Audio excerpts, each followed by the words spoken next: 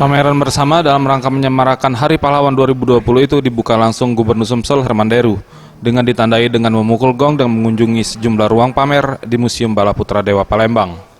Dalam pameran tersebut, Gubernur Sumatera Selatan Herman Deru melihat benda bersejarah peninggalan tokoh pejuang Sumatera Selatan seperti koleksi pahlawan nasional Majen TNI Purnawirawan Dr. Akagani, benda pusaka seperti keris, pedang dan uang koin masa penjajahan kolonial Belanda, serta warisan budaya zaman Kesultanan Palembang dan Kerajaan Sriwijaya.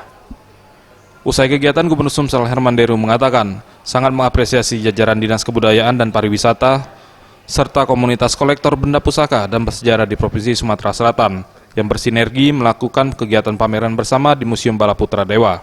Selain itu, adanya benda-benda zaman Kerajaan Sriwijaya dan peninggalan masa lampau menandakan bahwa bukti jejak peradaban yang dulu pernah ada. Kerajaan Sriwijaya merambah ke Pulau Jawa, ke Nusantara, bahkan lebih dari itu.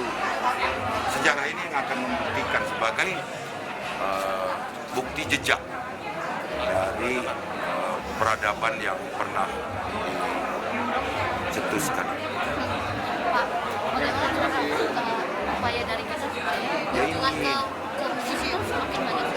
Bukti sebuah museum itu sukses, orang itu akan datang lebih dari satu kali.